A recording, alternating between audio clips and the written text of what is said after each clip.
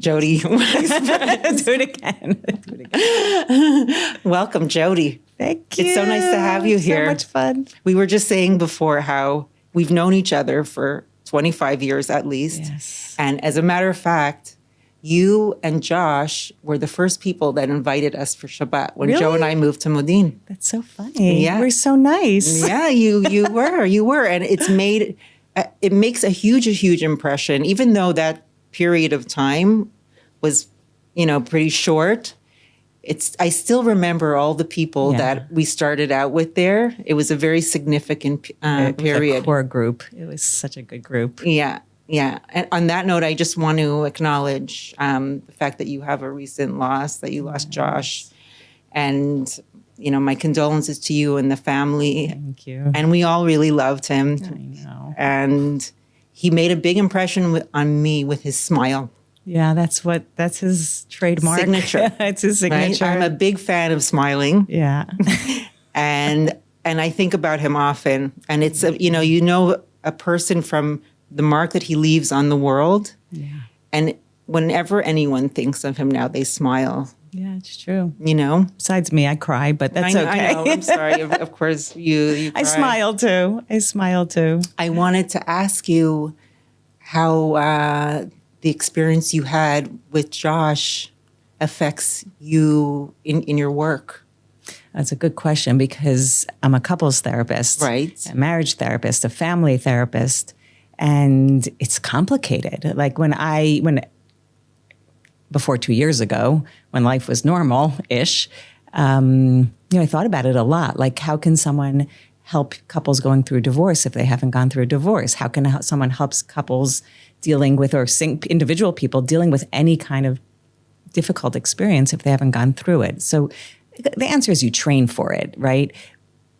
But once you have like this huge loss in your life, and the loss starts as soon as he gets sick, right? Because you lose a lot of who you are and what your relationship is.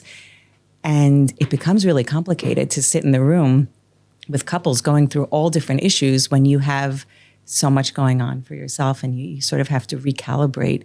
And it took a little bit of time. You have to have some sort of separation between church and state. So like your clients would come in and they would ask how, are you okay? Right. What's going on? They're worried about me. And I had to really learn how to establish healthy boundaries and tell them a little bit and say, okay, but now we're moving to you. And it took some time. How long did it take you to get back into the swing of things? I worked all the way through. Really? I worked all the way through. I probably took 2 weeks off to sit Shiva. You're such a powerhouse. Sometimes you don't have a choice. Like if you stop, you collapse. So I minimized my clientele when he was sick because my life was really, really revolving around taking care of him and my kids. Yeah. But once he passed away, I had to grow my practice. Yeah. And I just went right back in. Do you think that the experience that you went through helped you or helps you with people that come in now with issues that pertain to the war? Yeah. Let's say? Yeah. Can you expand a little bit on that, on what issues people are coming in with and how your experience helps out with that?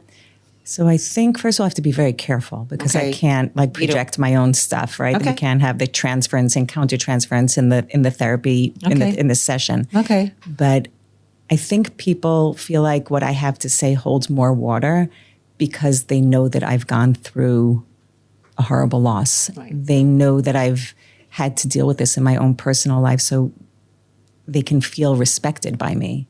I mean, I respect them no matter what, but I think it makes what I have to say a little bit more valuable, I hope. Because when I say, yes, we all have I call them, this is my line, the bathroom floor moments where you're like collapsed on the bathroom floor in hysterical crying, feeling like, how can I get off this floor, right? So when I talk to them about their bathroom floor moments, I can say, sometimes we have those moments, but we know that within half an hour, we're going to have to get up off that floor. And I think knowing that I've had those moments myself helps them a little bit, I hope. Yeah. Yeah. I feel that way I mean, not in a therapy setting, but I feel like that about the war and about the constant bad news that we receive, because it immobilizes me. And then I say to myself, we have to get on. We have to move forward. You know, we have to. So I think it helps people a lot that you're able to relate. It's not like there's this saying that a lot of people say, like, if we don't get off the floor, they win. I think that's baloney, right? I don't care. My getting up off the floor or not is not going to make them win or not win. But I need to be a strong person, because if I'm dealing with something that's so difficult, I need strength. I need to find my strength. I need to find my people. My kids are unbelievable. My friends, my community, my family, like I need to find my strength, because I can't stay on that floor. Because if I stay on that floor, only bad things are going to happen. Can you tell me why or how you got into this field? Of sex therapy? Sex therapy, but also maybe a little bit before that, your background, where you come from, when you made Aliyah, what made you make Aliyah, and get into this field. Do we have 4 hours for that? You do a concise version. Okay. You're from Philly. I'm really lived in Philly only for 7 years. Okay. And I'm 52. So like broad picture, Philly was a bleep, right? But yeah, I'm from Philly. I actually made Aliyah when I was 14. I came for the year when I was 11 and 12. Okay. And then I made Aliyah when I was 14. Yeah. And I was here for high school for 10th, 11th, and 12th. And then I went back for college. And then I came back after. And then I went back when I got married. And then we came back again. So I have like 12 Aliyahs. I basically between 36 and 25 years of living in Israel. Okay. The back and forth was, it was interesting, and I learned a lot, and I had to learn a lot about myself and, maintaining my identity in different places. Yeah, that's difficult. Yeah. That is really difficult. Yeah. It's really, Achinom Nini has a song. You know that song where she talks about like living in two different places with one leg here and one leg there, and I feel like she's singing my life. So that was, it was hard. But then we came back when in 1999 to Modi'in, me and my husband, and we had 2 little babies who are both having babies. Do you know that? I don't know if I told you that. They're both didn't know. Yeah. I didn't know. B'shat Tova. That's amazing. My 2 older kids are expecting, so that's really exciting. That's amazing. And we came to Modi'in. I trained as an art therapist in America at Hofstra, as I got my master's in art therapy, and I opened a practice here in Modi'in. Working primarily with kids. And then as the time went on, I realized I was working more with parents. And then I was seeing the dynamic between the child and the parent, and then the parents with one another, and then the parents with the child. And I was like, I need to expand. I need to move on to different types of relationships and different types of family dynamic. So the sex therapy came in a funny way, because I was sort of looking for something to do. I spoke to a few people. They recommended I speak to David Ribner, Dr. David Ribner, who headed the sex therapy program at Bar Ilan. I was like, I'm not going to be a sex therapist. Like, I'm this innocent. I was always like this Yalda Tova Yerushalayim. Yeah. And but I said, you know what? I'll speak to anyone. Right? I'm here speaking to you.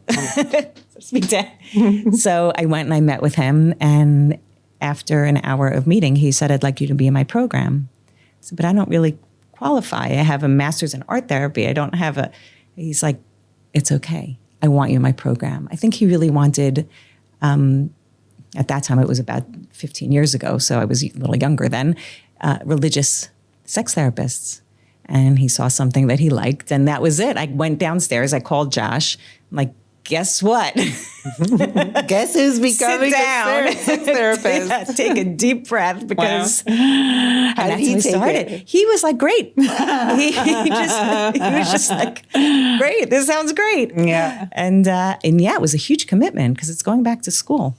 Well, my next question, which kind of leads from this, is, that was only 15 years ago, but the sex education from 15 years ago even and today are 2 different things. Yeah. And what I wanted to get into with you was the fact that when I was growing up, we didn't have sex education. Yeah. No, not in school. My parents never spoke to us about it. As a matter of fact, the first time I heard anyone talk about sex openly when I was 11 years old. Late at night, I would turn on the radio with my earphones and listen to Dr. Ruth. She was Aleha Hashalom. Yeah, Aleha Hashalom. She would come on at like midnight, and I would stay up, make sure no one was around. Okay, and I would listen. That was the first time I heard anybody speak about sex that openly. And in a positive way. And she was trying to help people, and she was saying all the words, and I was like, oh my God, I can't believe it. So first of all, why did our parents not talk to us about it back then? I think it really damaged a lot of us, you know? And now that children are so exposed, what are the role of parents? Do parents even need to talk to their kids about sex? Yes. Please, yes, and yes. Okay. Yes. Culture has changed drastically over the past 50 or whatever years, right? Over the past 10 years, over the past 15 years, right? The internet changed our lives and continues to change our lives. And it's very hard to keep up. So sex education is like any other type of education. We're chasing our tails. Right? The internet, AI now, it's just like whoosh, light speed. It's really hard to keep up, especially because our kids know so much more than we know. They can access things that we have no clue how to access. They just click, and they're like, here's your doctorate, mommy. Right? It's unbelievable, and it's scary because we're parents. We're supposed to be teaching our kids. So what are our roles now in the process? So first, we'll go back to like, why didn't our parents talk to us about sex? Some did. Some parents did. A lot of parents didn't. It's actually one of the first questions I ask clients when we're speaking about taking a sexual history. Oh, wow. I ask what their sex education was, and they go straight to fifth grade.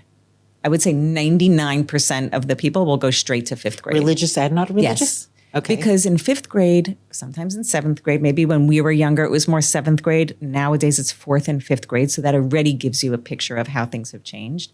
Also, how our bodies have changed. Girls are menstruating much earlier now because of all the hormones in our food and the way that we live, which we don't really have control over or so much control over. Right. So when we were younger, the discussion of sexuality was very much contained to marriage. So other than that fifth grade or seventh grade, what the internal organs of a woman look like, and what the external, because men are more external, women are more internal biologically, right? Right. We would have a picture, we would see a picture of a penis, and then we would have a picture of a uterus, right? That looks like a steer. Right. Right? And it will be, this is your body. Let's learn your reproductive system, right? So as a sex therapist, we like to talk about recreation versus procreation, right? We needed to learn about the external genitalia. We needed to learn about the vulva. No one even knew what the word vulva was. It's even weird to say it now. Like we called it a vagina. We didn't call it a vulva. And now that's accurate. That's the way kids are being taught in certain places. So why didn't our parents teach us? Because their parents didn't teach them, unless they were really lucky. It was, waited when you got your period. That's another question I ask, is when did you get your period? Who did you tell? And what was their reaction, right? What did you feel like? Oh my God, I have the most embarrassing story. Take a deep breath.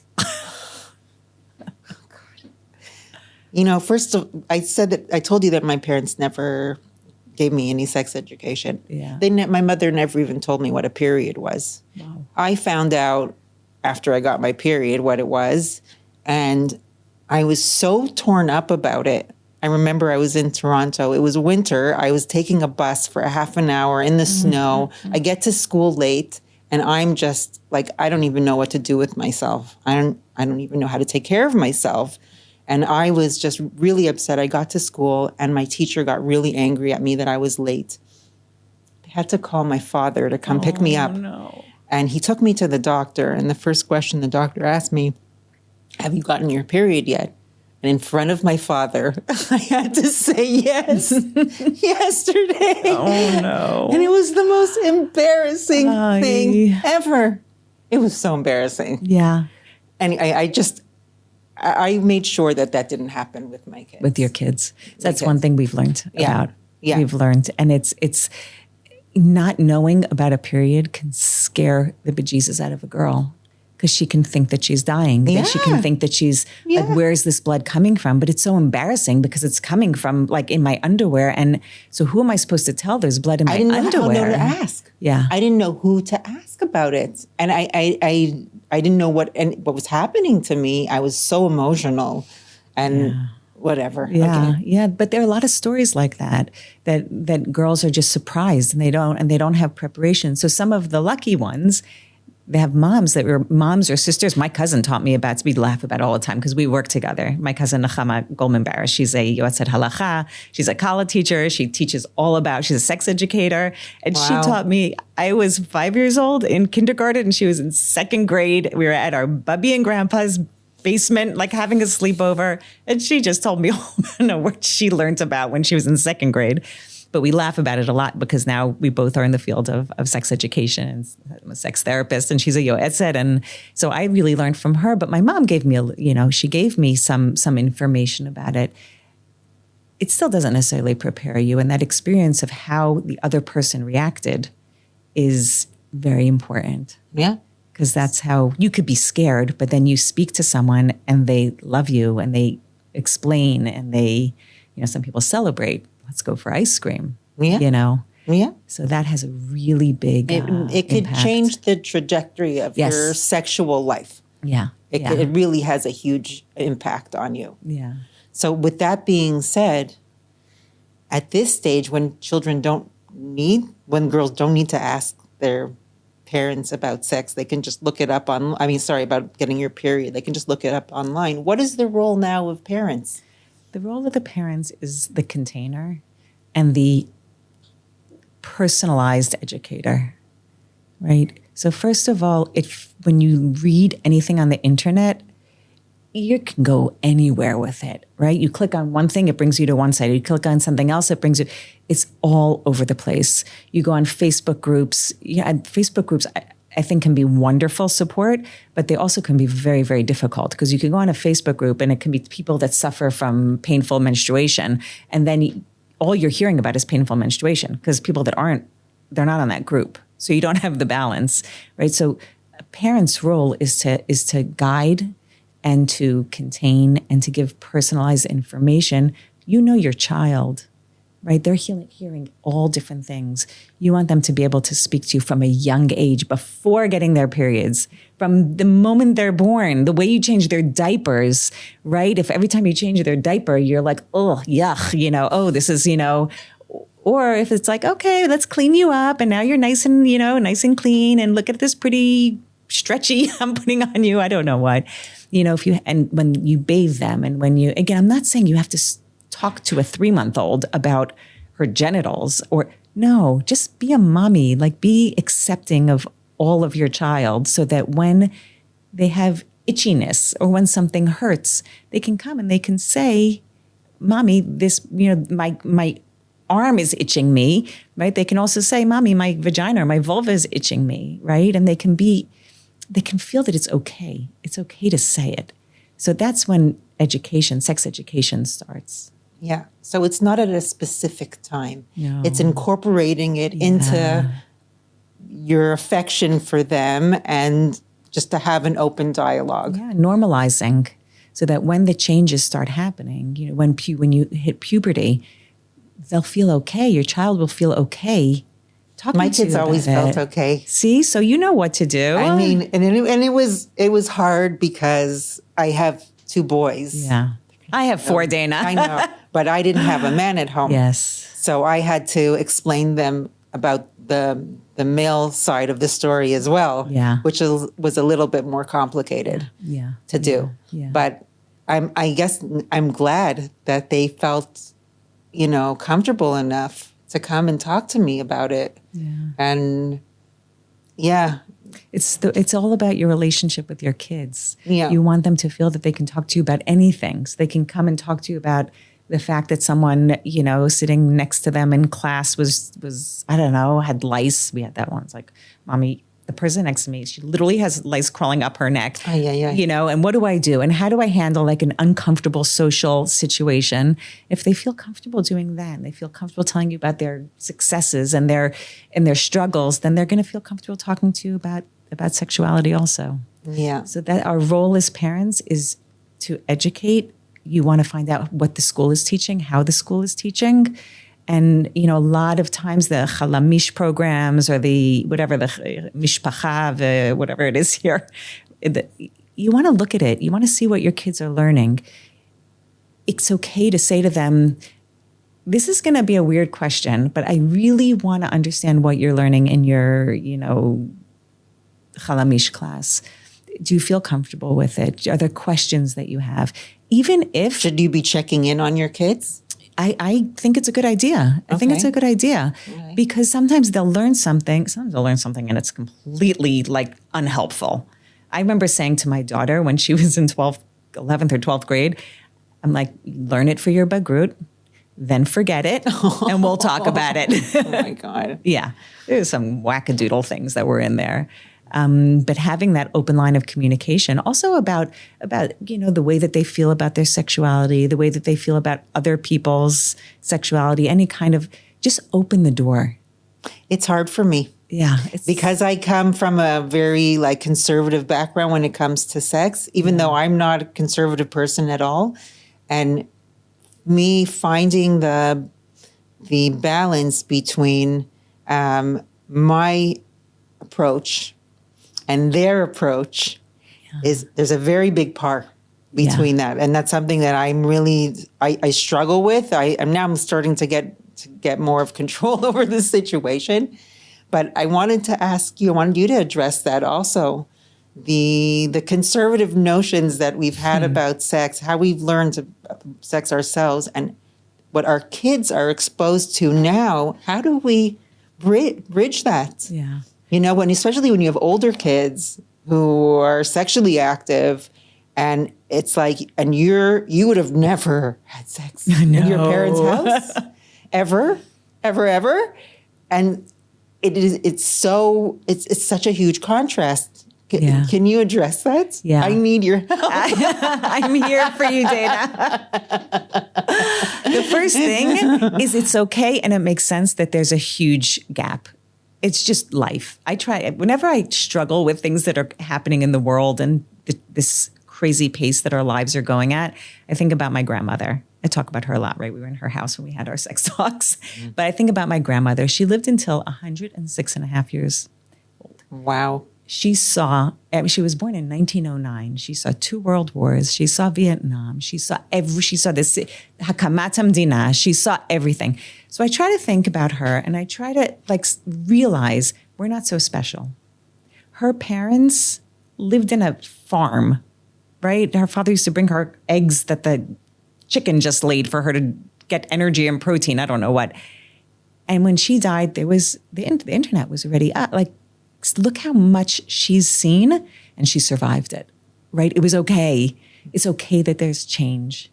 It's normal that there's change. Being, again, open with your kids and saying, I know that I don't know a lot of things that you know. I know that I'm not exposed to a lot of the things that you know. At the same time, I'm your mom, and I want to help you sort of negotiate and navigate this crazy world. And when it comes to sex and when it comes to what you're exposed to, I want to talk to you about it and try to help you understand it. And I need your help to help me understand it. So, yeah, they're exposed to a lot of stuff. And my daughter, Tamara, was once, she was in 2nd grade, and she was looking up Teletubbies for my son, who's 6 years younger than her. And she got gay porn because she misspelled Teletubbies and she got gay porn. Oh my God. Okay. Yeah. Freak out for a minute, take a deep breath, learning opportunity. Right? Teaching opportunity. It's hard.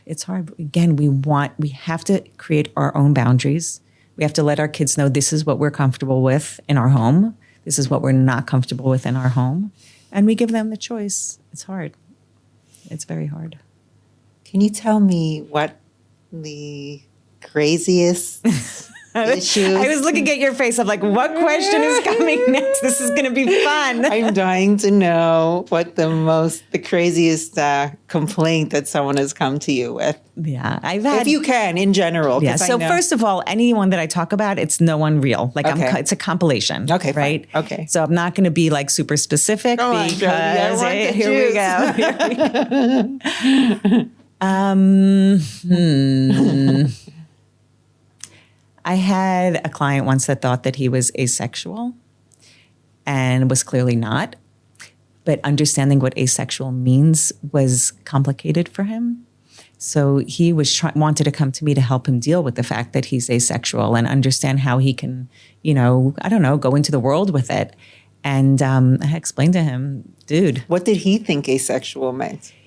That he wasn't attracted to anybody? I think no, that he wasn't associating sex with love. I think that's what he was thinking, that it wasn't part of the package. It was, any sexual arousal was not related and could not be related to relationships. That wasn't the case.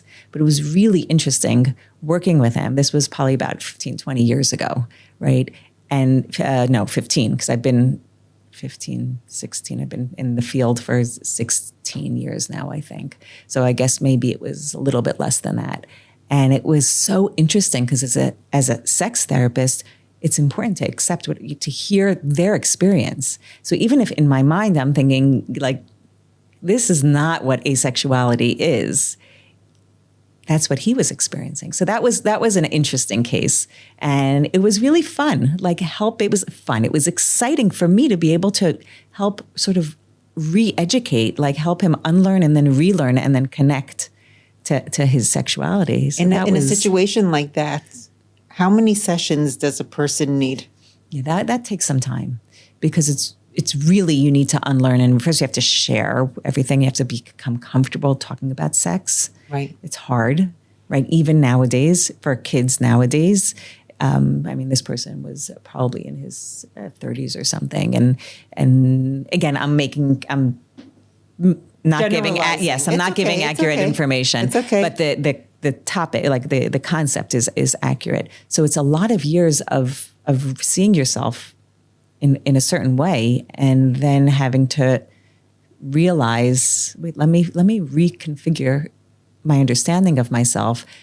They have to be comfortable with it, right? It's not about me changing their mind. It's about their process. So that was an interesting one. I've also had, I work with all different denominations. So I'm mostly Jewish because we live in Israel, but people that are completely unaffiliated to super Haredi, Hasidi, right? So I've gotten phone calls from fathers of the groom saying that the kala has pain, so they haven't succeeded, right? And now that happens, right? That the wedding night is very hard. Of course it's hard. But what is the father of the groom?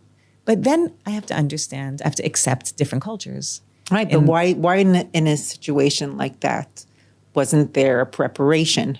Didn't she have a kala class? That was someone that was approved by their Rav or whatever it was.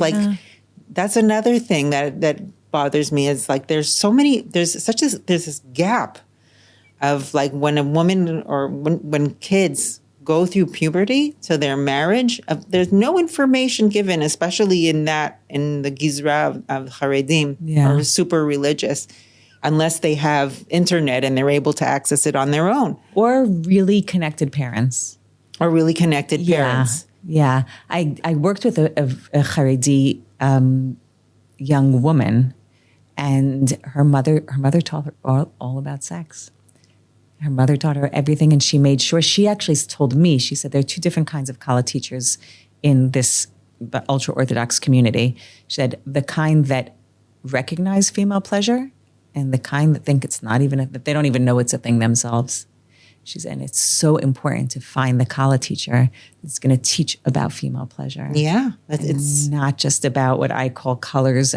What do I call it? Colors and counting and no, no, no. Like all the isurim, what color is metame, what color is tahor, what size, and how to count. I hated the counting. It made me crazy. Oh my gosh. I couldn't stand those charts. It's like, that's not the most important part of understanding. Even the laws of Tarat Mishpacha, that's not, or the laws of Nida, there's so much more to it. I have a question, and it's not just about Haredim or even Jewish people. Why is the topic of sex such a mystery? Why is it something that is hidden? Why can't we have an open conversation about it? Everybody has sexual organs, most everybody, okay?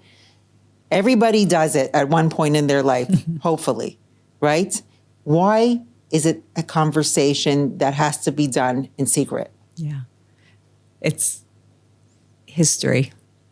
It didn't start that way. It didn't start that way. It didn't start that way until the apple came along. And then there's the pasuk that says that Adam and Chava lo hitboshashu, even after they ate from the apple and they hid, right? They hid behind the trees and they, had the fig leaves and all of that, and Hashem called out and it says lo hitboshashu, they were not ashamed.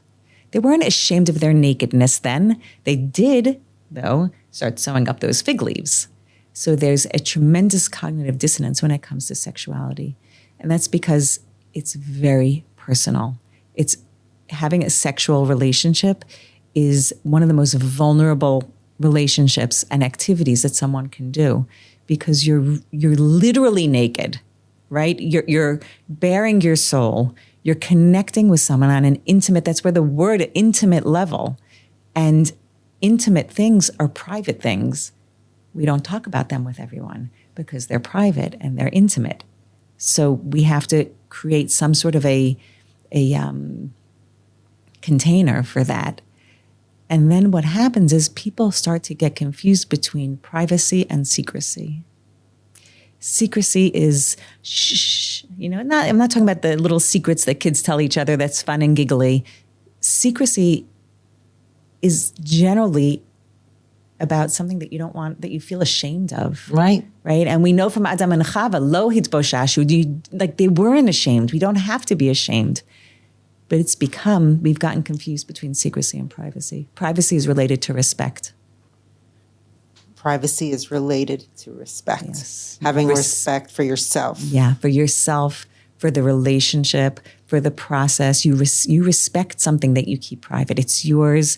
It's intimate. It's something that you share only with people that you feel that it's appropriate, but you're not hiding. It's not a secret. And when it comes to sexuality, those two get mumble jumble together. And it goes into a negative direction. Yes, and then it can go negative. Yeah, so what we were talking about earlier is about cheating. Yeah. About relationships that are on the brink, that are not doing well. And I asked you whether you thought divorce or cheating. Yeah. And you said right away, divorce. Divorce. Yeah. Monogamy is a big issue for me. Yeah. Monogamy is a big issue. One of my previous guests, we talked about it. I don't think that monogamy is realistic. On the other hand, I believe in having a monogamous relationship with one person, but I don't feel like it's meant to last forever. Yeah. Yeah. What do you say about that? People were originally created to be sexual beings. And I go back. Thank you, Jodi. Yeah. You're welcome. Thank you, Jodi, for agreeing with me. Yes. Yeah. And the idea of monogamy is something that was part of evolution, of social cultural evolution. We know that men were not monogamous. Women were said to be monogamous in the time of the Chumash. And I go back there. That's just where my references go. Okay. And we could talk about it in more other historical, frameworks. But we know that all of the Avot had a number of wives. We know that they were not monogamous. Monogamy actually really happened more for, men could have a number of partners. Women could only have one, because then who would how do they know who the father is? You always know who the mother is, right? You don't necessarily know who the father is. So that was why, one of the reasons, why women needed to have one sexual partner, or one husband, or one benzug, whatever we want to be calling it, right? But as time went on, the world sort of started to realize that, and clearly we looped back around, right? But the world started to realize that there's something about having a solid family dynamic, right? And didn't necessarily mean that they were all healthy, solid family dynamics, but that's sort of like monogamy is an evolution. And there's a lot of people have a lot of opinions about it, about monogamy. What's your opinion about it? My opinion is that monogamous relationships are very important. Yeah. And that when you're in a long-term relationship, right, we can't say marriage anymore, right? But when we talk about a long-term committed relationship, my opinion is that if the relationship is an open relationship, and this is not just my opinion, it's also from my experience, right? So I have I'm a certified sex therapist. I'm actually recertifying right now, so it's happening. Way to go, Jodi. I'm also doing a PhD in clinical sexology, and my PhD is studying the sex education and possibly a reformed or revised Hadrachat Kalot for divorced Orthodox Jewish women.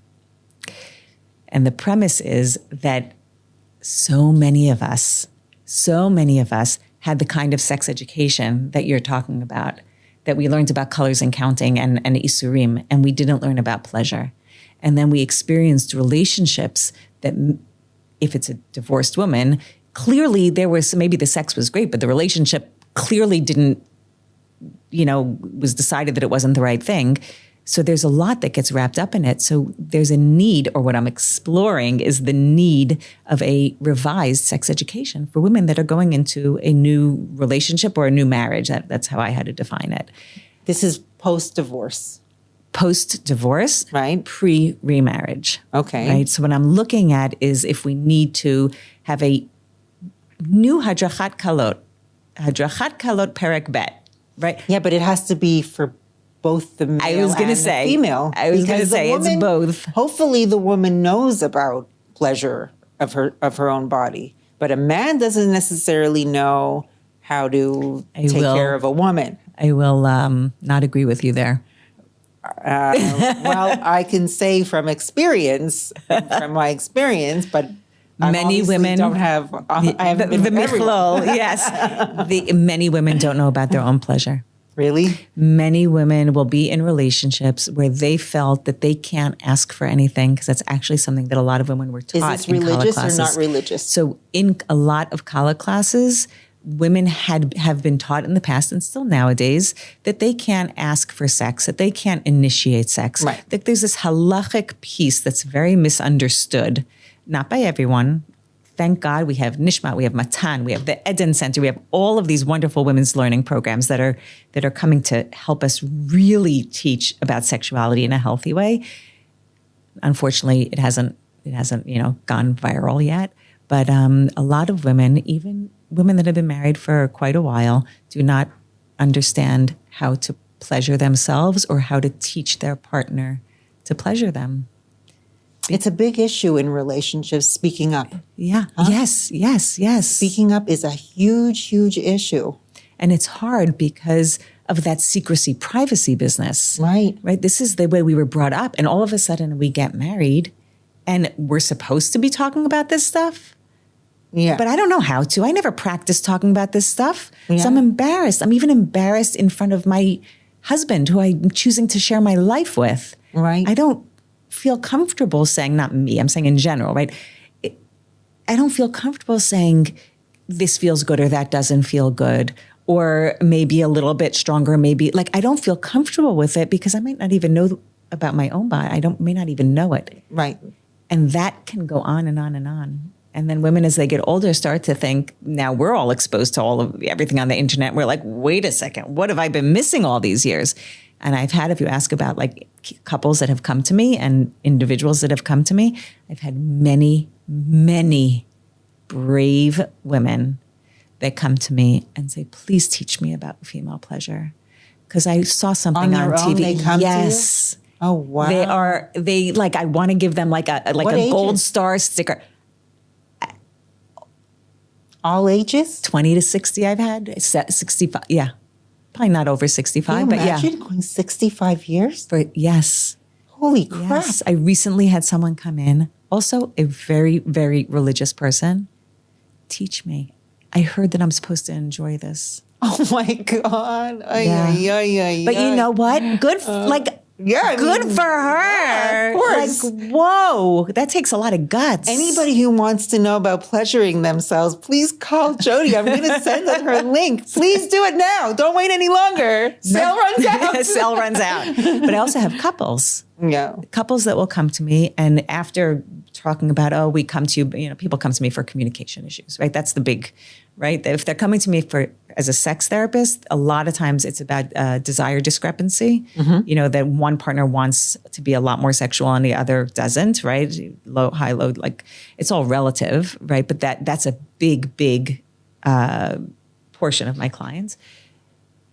Another portion come in and they say, we're having trouble communication. Another portion, we're having trouble communicating. Because if you can't communicate, you can't talk about sex, but you also can't talk about other finances. You're talking about communicating in-laws. exclusive of sex, nothing to I'm do talking with about sex. communication Okay. in general. Okay. And then once we start and they realize that they're learning how to open up and that it's okay to ask certain things and that I'm not judgy and that I sort of give them this space, a lot of times they'll look at each other and then one will say, could we talk about sex now? And what I end up doing is taking out my sex education files. It's all on my computer, right? And say, let's go back to the beginning, right? Like Maria and the Sound of Music. Let's start from the very beginning, right? And we start with pictures of anatomy. And their eyes open up. Oh my gosh. And they will say, and this has happened many times, and it warms my heart, I had no idea. I had no idea that the clitoris is not a little tiny little nub or button, but that it's a whole organ. I had no idea that it was normal to feel, one thing or the other. I had no idea that his body worked like that, right? And you just see their faces, like their eyes open, and then the sense of calm that comes over them because now they can ask. It doesn't matter if they've been married for 25 years. Have you ever had a situation where it was a problem that wasn't able to be fixed? Yeah. Yeah? Yeah. Like in in a circumstance? Sometimes relationships don't work and there's no respect. There's no respect. And one partner will speak in a way that's really inappropriate and I have to call them out on it. And as a therapist, I try not to do that. I try to think about maybe we try to understand where they're coming from and to bring it to the other person. But every once in a while, someone will say something, I was taught that I just have to push through, even if it hurts, which a lot of chatanim are taught, right? It's going to hurt, push through, just break that hymen. You don't break a hymen, you stretch a hymen, right? I don't know, a lot of people don't know that a hymen is not like saran wrap that's covering the vaginal opening, because if that were the case, menstrual blood would have nowhere to go. Right. Right? So what a hymen is a thicker membrane around the vaginal opening that's very vascular, right? Which is why it bleeds, that needs to be stretched. But a lot of people are not taught that. They're taught you have to push through, you have to break through, you have to pop my cherry, right? That's like in the olden, like grease lightning, right? You have to pop. No, that's not what happens. You have to gently talk to each other and feel the other person. And if there's pain, you slow down, right? Pain isn't good. A lot of people don't know that. So when someone will say something, I was just taught to assume that, the woman or the girl, the young woman will say, I was just sort of taught to assume the position, right? And just wait for it to happen. And then it's all going to be okay. No, it's not. If it hurts, then you're going to be sore for a while. We need to understand that and what can help you. Is the opinion changing now for women to have more knowledge about their body and to expect more and to know how to pleasure themselves? Yeah. Is it changing more in like the religious community? Yeah. Is it changing? I'm wondering if it's changing in the secular community as well. I'm wondering because, it's always been that a woman is promiscuous if she likes sex, right? That's the stigma that they have. I'm wondering if it's still that way. So there's definitely a change. We call the collective subconscious or the collective unconscious of our culture is still going to be that. We're trying to work away from that. We're trying to to evolve our understanding of female sexuality, and that female pleasure is just as important as male pleasure because every person should have sexual pleasure. It's a little bit slow. Something that I found so interesting when I was studying sex therapy is that the woman who has the most difficult time going to a gynecologist is going to be not 100%, right? But the modern Orthodox woman. Why? Because the not religious woman, maybe has been more exposed to different things and they understand, and they, not always, right? The Haredi, the very religious women, sort of dissociate. They're like, okay, I'm here. This is medical. Like, do what you have to do. And some of them are educated and they'll ask the questions, but it's very separate. Modern Orthodox women are exposed to culture and exposed to media, and they're also have the religious piece that makes it more, more complicated. More difficult and more complicated. Yeah. In Mada, when I take like the Haredi women most of the time to give birth in Mainei HaYeshua, they just hop on the table and lift up their legs wide open. Yeah. Right. That's their job is to have babies. Yeah. They're like, just get it out. Let's do this. Yeah. And for the modern Orthodox, it's a lot harder. But in terms of the change, there is a change that's happening. And we see it because we see so much sexual discourse and we see so many Facebook groups and whatever groups they have now, Instagram and, about female health and different pain. Different, issues, vaginal pain, vaginismus, vestibulitis, vestibulodynia. There's so many names and they keep changing them. But people talk about it a lot more. So there's a platform for that. So talking about sex has become much more common. Talking about female pleasure has become a lot more common. It's still to be able to get to that place that you feel comfortable exploring that and learning about it, not so easy. Communication is the answer. Yes, to everything. To everything. It's communication is the answer. What is the most common problem that people come to you for? So there's two main issues. The first is, like I said, desire discrepancy. Yeah. That one person has less desire and they're expected to have more. A lot of times it's related to stages of life, whether it's childbirth, sometimes it's a lot of time menopause, right? A lot of the times the women are holding the burden of unsuccessful or unsatisfying sexual relationships. Not always. Sometimes the men are. And when the men have a lower desire, they feel that they're totally, like there's something so wrong with them. The men feel there's something wrong with them? If their female partner has higher desire, they feel like there's something so wrong with them. Interesting. And it's not necessarily the case because a sexual relationship is a couple dynamic. And if one person feels like their libido is through the roof, right? One of my teachers would tell this joke all the time that, a guy came to him and said, my libido is so low. Like I don't want to clearly have something wrong with me. Maybe my testosterone, I don't know, something's really wrong with me. I don't want to have sex so much. And the doctor says, there was a doctor teacher. He's like, well, how frequently do you have sex? He says, I don't know, 7 to 10 times a week. And the doctor looks at him and he's like, well, that doesn't seem, he says, well, all my friends are saying they're doing it 3 times a day. Right. Right. So it's all relative. But all that matters is your relationship, like the person that you're having sex with. If he has, a libido that's, like at a 9 and she has a libido that's at a 5, they're going to have a sexual discrepancy. And we need to help them understand that we can work with this. It's okay. I don't really know what happens to men at my age. Is there a decline in their libido at my age too? Yeah. It's called andropause. Okay. It's like menopause, which we know why it's called menopause because it's menses and it's that whole word. But the fact that it has the men in it, like So we This is should about switch names. womenopause, but they have andropause, and their hormones change. What happens is the testosterone levels decrease. I think it's by 10% every decade. Okay. Okay, which is not so bad. No. But at the same time, men may become more warm and cozy. Women, their sexual peak is later. So actually, around the 50s, we're evening out.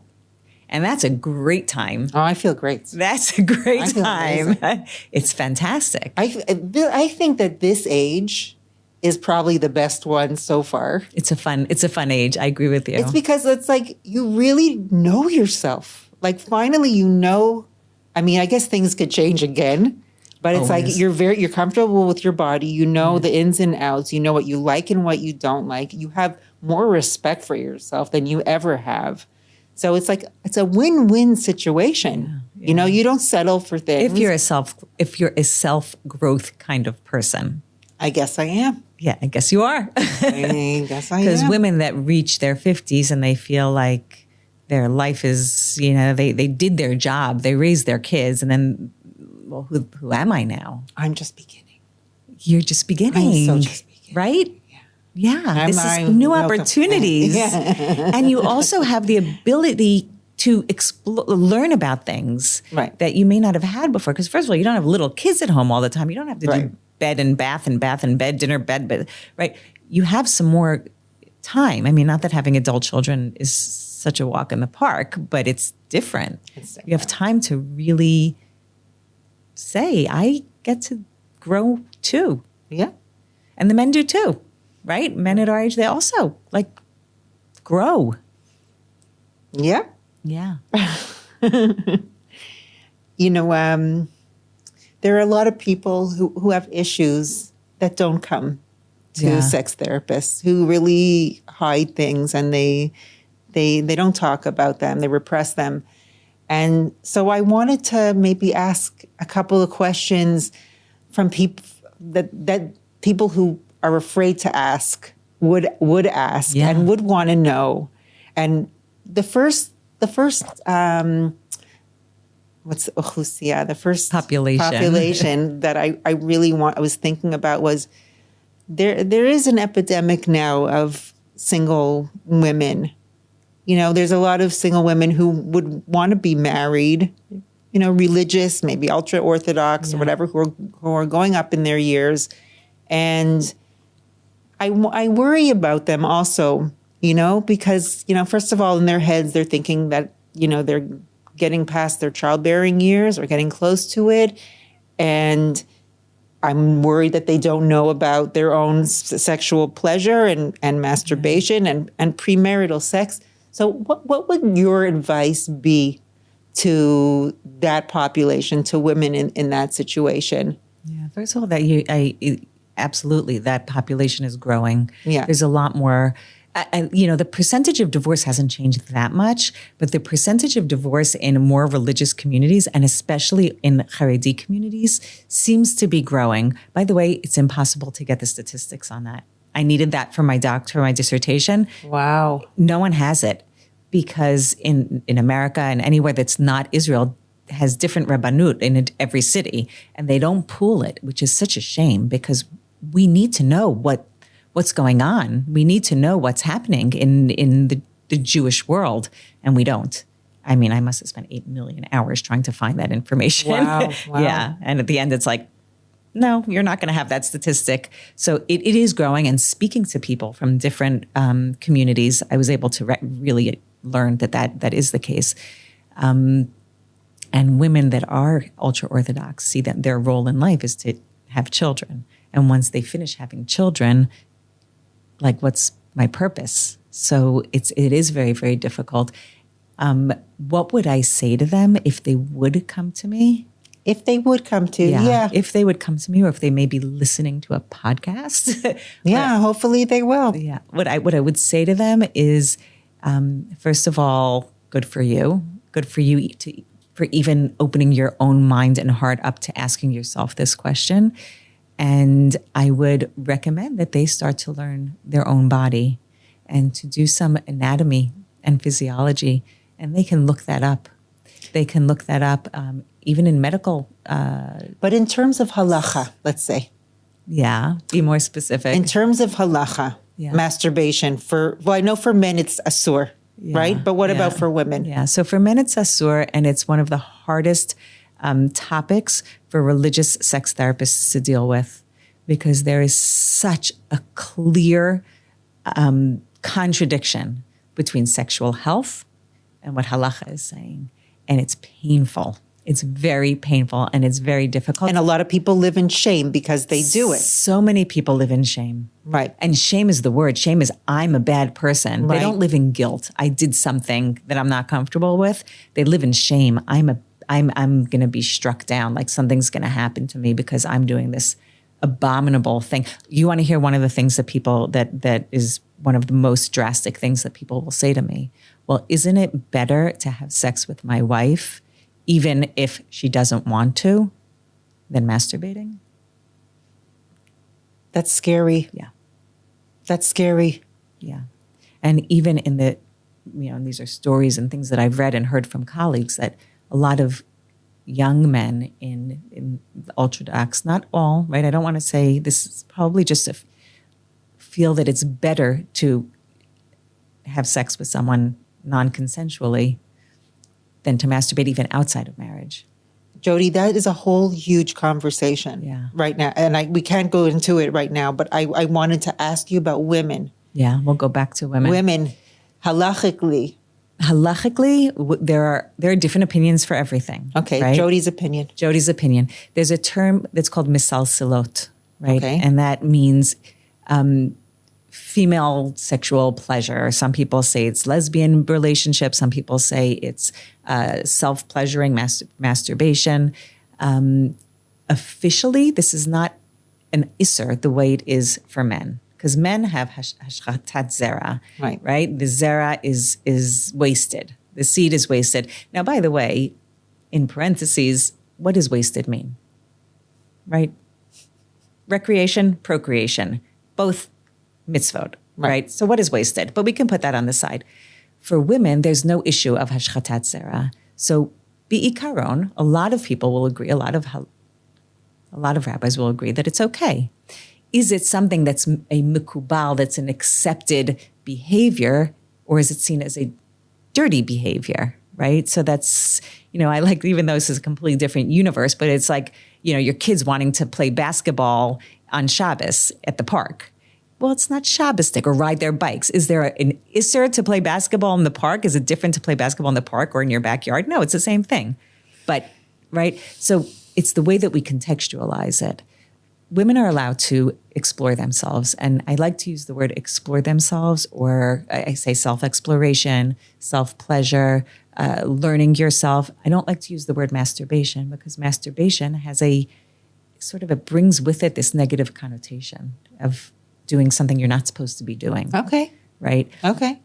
So when I talk to women, and when I talk to ultra-Orthodox women, to Chiloni women, to modern Orthodox women, to all, everywhere in between, I'll start with the word self-exploration, and I'll encourage them to explore their bodies. And I'm not only talking about their genitals, to explore what sensation is. What does it feel like when you touch your face?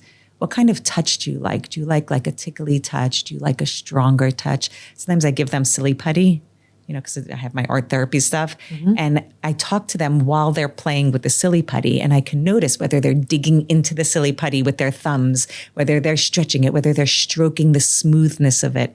And that helps me understand what kind of touch that they like. And I'll encourage them to do the same. So to feel their whole body, your whole body is a receptive organ, right? Your skin is your biggest organ. Your skin is your biggest sexual organ, not your brain. Everyone says your brain is your brain. No, it's your skin. It's the way you receive. So I encourage them to explore touch, put on moisturizer. What kind of smells do you like, right? Pink pepper from Laline makes me sneeze. So if someone brings that to me to help me relax, I'm going to be sneezing. But if they bring me vanille patchouli, it's going to be great for me. So I understand, and I ask myself questions. What do I like? How do I make a hamburger? It's one of my favorite date nights to tell my clients. Go make hamburgers. Have all the different things. Have the tomatoes and the ketchup and the mustard and the pickles and the this and the that. ask each other, make one another a hamburger, make yourself a freaking hamburger. Understand what pleasure means to you. And once you start feeling comfortable with learning your pleasure, move down to more sexual organs, right? Start touching yourself intimately. I don't give mirrors. I think that's just like, I don't want anyone giving me a mirror and telling me to like look at myself. I know. I feel like a little cringy, right? Everyone has a mirror. What I do say is don't use your phone. Because a lot of people use their phone as a mirror to fix their makeup. Right. Don't use your phone to explore yourself sexually, because you never know what you're going to click on or whatever. But first start by touching. Feel what kind of wetness, what kind of lubrication. Maybe you need to buy a lube, right? Use real lube. Don't use anything else. It's not healthy. Don't use face moisturizers, or, because your vaginal area, your vulval area is very sensitive, right? But you can use coconut oil. You can use almond oil if you don't want to go to that section in the pharmacy. Almond oil, coconut oil, unless you're allergic to nuts, then don't use almond oil or coconut oil. That's a very good, important point. Your sexual organs are part of you.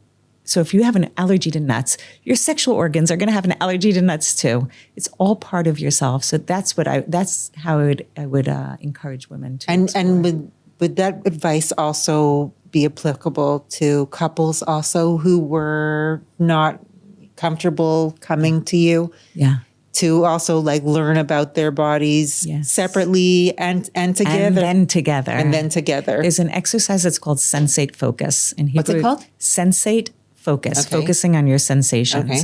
There are a lot of different variations of it. The idea, in Hebrew, it's called mikud troshati.